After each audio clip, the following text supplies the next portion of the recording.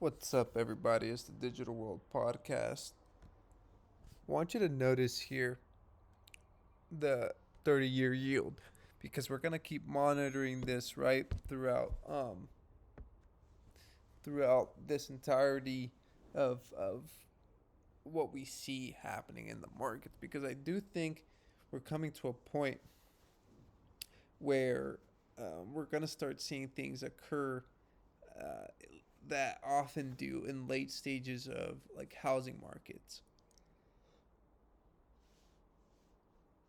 What you'll notice here, excuse me, what you'll notice here is this: it's coming down from its peak, right, where we documented where it got to 5.09% for the 30-year yield. Um, this was back in May 20th. Now, what's interesting is that it's not going to go up in a straight line, right? And I want you to recall, right? We're looking back at data. This chart at least only goes back to 1987, but I do have I did show you going back to like 1981, where we had the peak of yields reaching about 15 and some change percent. Okay. And last time we discussed, we said, hey, could it be that December of 2019 marked the bottom? And usually now we have about 5, 6 years of data to show a change in trend, right? And so if you look historically, right, in the past 40, 50 years of 30-year treasury yield data, 5 years is plenty of time to have any indication if there is a change in trend. And so I think that's really important to note.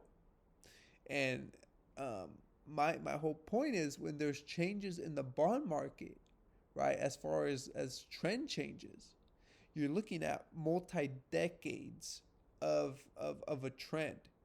We've been in a bull market for yields since the peak in 1980 or 1981. And so my whole thing is, like, I can keep talking about this, but by the time people realize that the trend has changed, it's already too late. It's already underway. It could be a decade, right? We're 5, 6 years into this right now.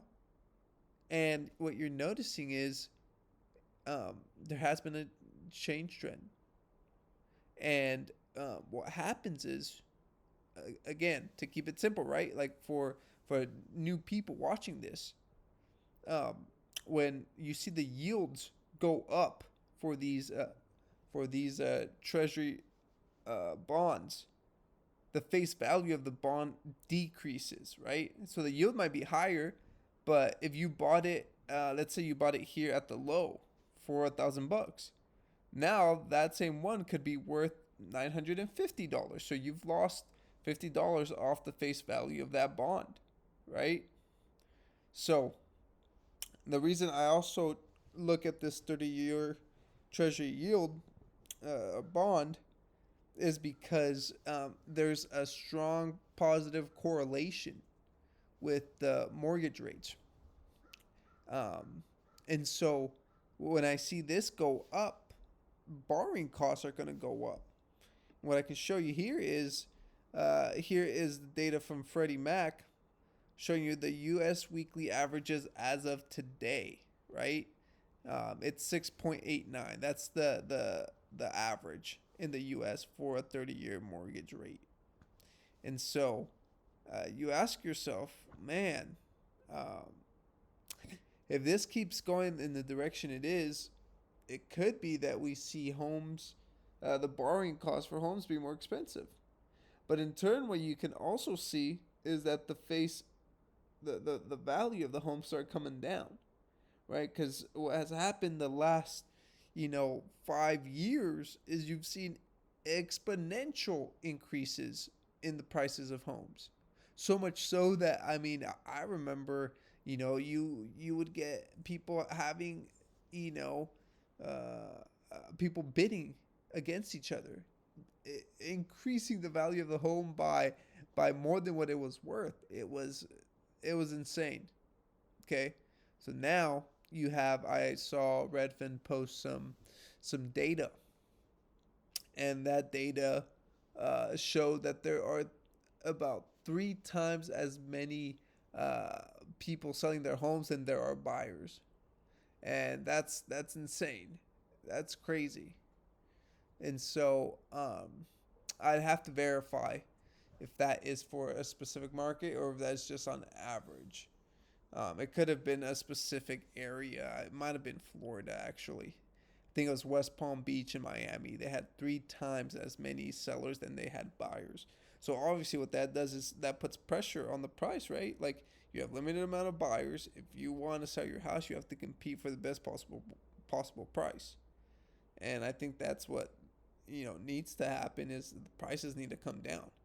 A lot of home buyers are still sidelined, and so um, I think as you see these rates, if they continue to push up, you're gonna see the price value of homes come down, and it depends, right? There's certain markets that are coming down a lot faster, right? Like the Floridas, the Texas, right? The Southern Californias.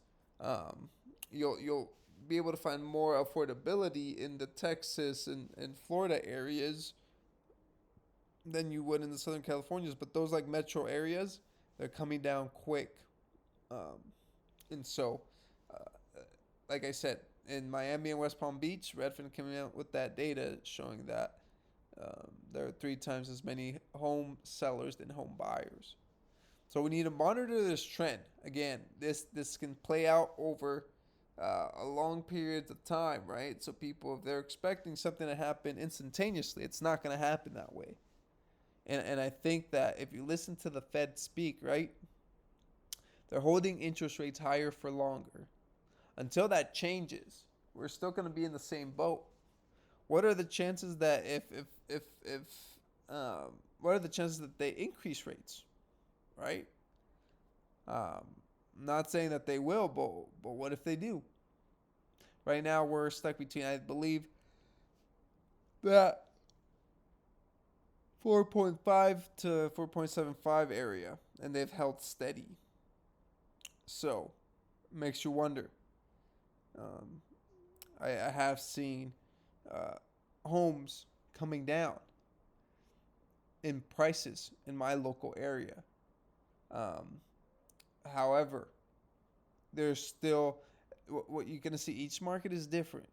Okay, I can't speak for where I live versus where you live versus where someone else lives. Right?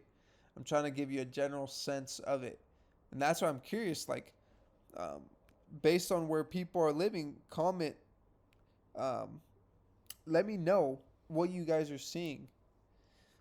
Do you see incentives from home builders for houses that have been built? Do you see people who are selling their house whose home has been on the market for uh, many years, or sorry, many months? What's it looking like for them? I think that's something I'd like to hear your guys' thoughts. Like, subscribe, comment below.